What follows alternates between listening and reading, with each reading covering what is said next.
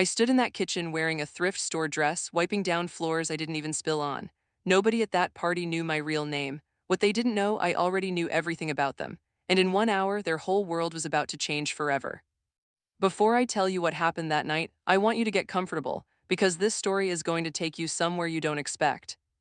If you love stories about grace under pressure, about quiet power, about people getting exactly what they deserve, hit like right now. Drop a comment and tell me where you're watching from tonight and stay with me until the very end. Because trust me, the ending of this one is going to give you chills. My name doesn't matter right now. What matters is who I was pretending to be and who I really was underneath it all. I grew up watching my mother build something out of nothing. She started with a single small business, working nights, working weekends, sacrificing sleep and comfort just so we could have a roof over our heads that didn't leak when it rained. I remember being a little girl and falling asleep at her office because there was nobody to watch me at home. I remember the smell of her perfume mixed with printer ink and coffee. I remember her whispering to me, "One day, baby, all of this is going to make sense." It did make sense, just not the way I expected. By the time I was grown, my mother's small business had turned into an empire.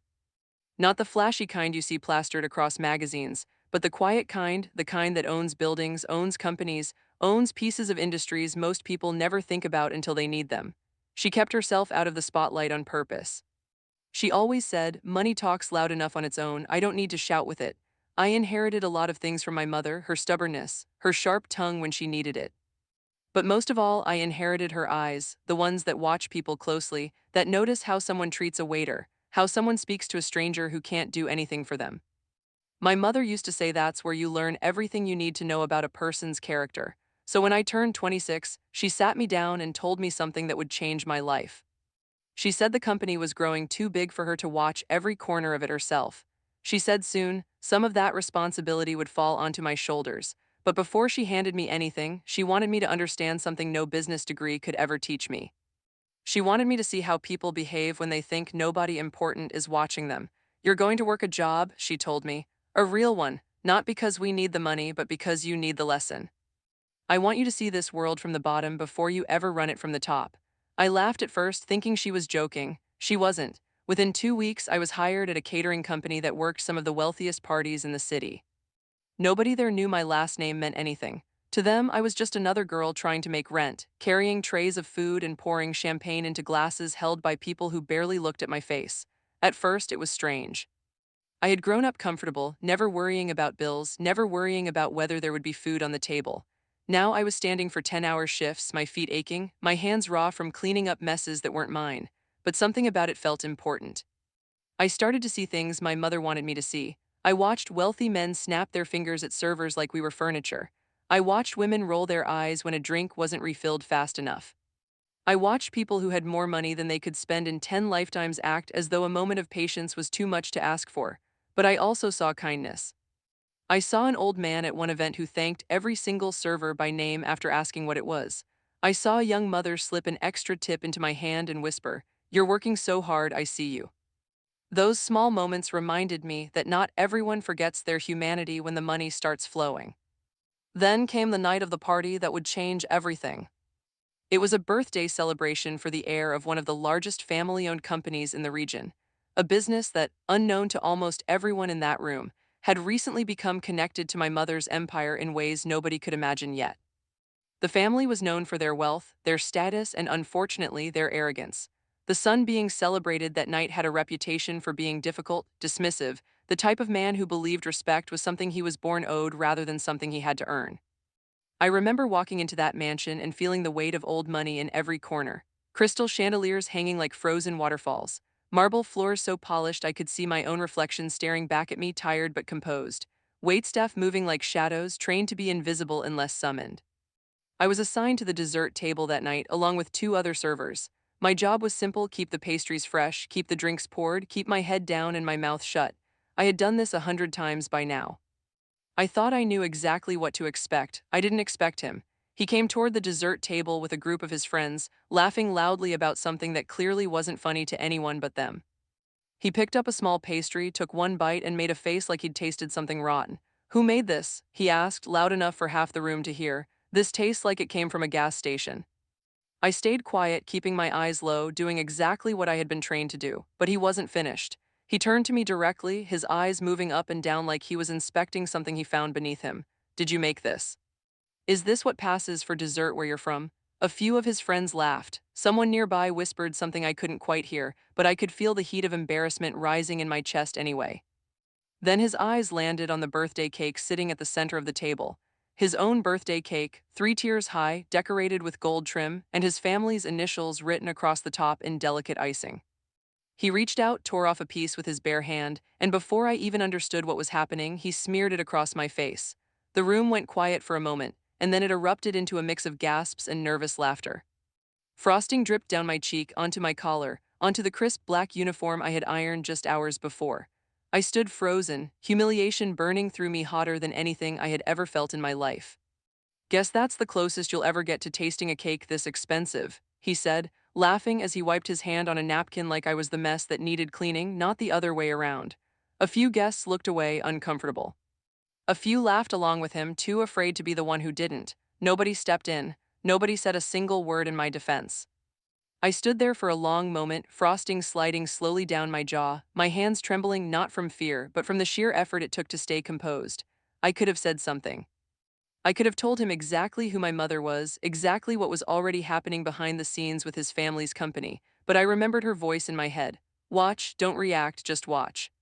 So I reached for a napkin, wiped my face slowly, and continued my shift as if nothing had happened. But inside, something had shifted. This wasn't just embarrassment anymore. This was a moment I would carry with me, not as a wound, but as proof of exactly who this man was underneath his money and his name. What he didn't know was that 2 weeks earlier, my mother's company had quietly finalized a majority stake acquisition in his family's business. The paperwork was signed. The transition of ownership was already in motion. He had just smeared cake across the face of the woman, whose family now controlled the very company keeping his lifestyle afloat. I finished my shift that night without saying a single word about who I really was. I drove home in silence, replaying the moment over and over, feeling anger simmer beneath calm skin, but underneath the anger there was something else: clarity. I understood now, more than ever, why my mother sent me into that world. She wanted me to feel what it was like to be dismissed, to be underestimated, to be treated as less than simply because of what someone assumed about my circumstances. She wanted me to carry this feeling with me so that when I one day held power, I would remember never to make anyone else feel this way. The following week, my mother called me into her office. She told me the acquisition was complete, and it was time for the next phase of the plan. She wanted me present for the formal handover meeting with the family whose company we now controlled a majority stake in. I asked her one question before agreeing. Will he be there? She looked at me carefully, studying my expression the way she always did when she wanted to understand what I wasn't saying out loud. Yes, she said simply, he will. I didn't tell her what happened at that party, I didn't need to. Something in her eyes told me she already sensed there was more to my silence than simple exhaustion from a long shift. The day of the meeting arrived, and this time I wasn't wearing a thrift store dress and holding a serving tray. I walked into that same mansion, dressed in a sharp tailored suit, my heels clicking against that same polished marble floor, my head held high in a way it hadn't been allowed to be during that party. I watched his face the moment he saw me walk into the conference room beside my mother. Confusion flickered first, followed by something closer to disbelief, and then finally, the slow, uncomfortable realization of exactly who he was looking at. My mother didn't waste time with dramatic reveals or theatrical speeches. She simply introduced me the way she always did in business settings. This is my daughter. She'll be taking a leadership role overseeing this division moving forward. I watched him swallow hard, his confidence from that party nowhere to be found now. The same man who had mocked a dessert tray, who had smeared cake across my face just to watch me stand there and take it, who had used words meant to make me feel small, now sat across from me realizing that the woman he humiliated held more power over his family's future than he ever could have imagined. Nobody in that room needed me to raise my voice or point out his cruelty for the tension to be understood. The shift in power spoke loud enough on its own. He tried awkwardly to make conversation with me before the meeting started, clearly searching for some kind of common ground now that the stakes had changed. I remained polite, professional, but distant. I wasn't there for revenge. I was there because my mother had built something that deserved to be protected, and I intended to protect it with the same values she raised me with, even if that meant giving grace to someone who hadn't given me any.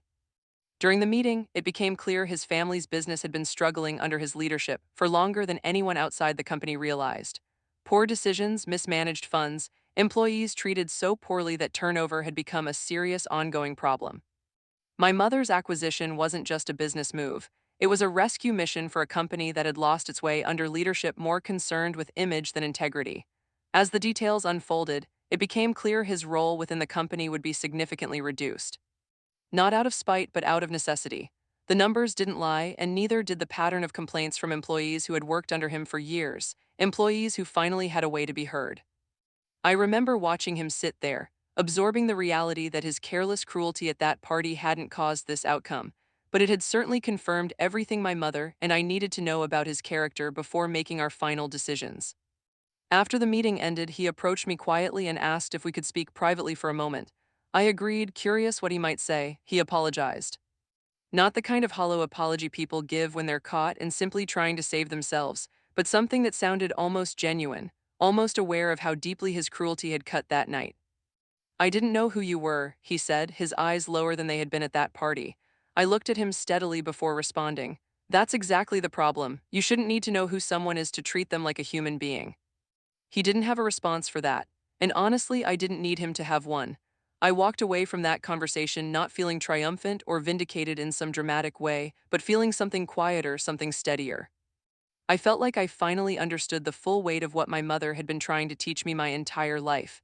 In the months that followed, the company underwent real changes. Employees who had felt unheard for years finally had channels to voice their concerns. Leadership shifted toward people who valued the people working beneath them, not just the profits sitting above them. And slowly, the culture inside that business began to heal. I never told anyone at that catering job who I really was. Most of them still don't know. But I carry that night with me always, not as a wound, but as a reminder. A reminder that humility isn't something you lose once you gain power.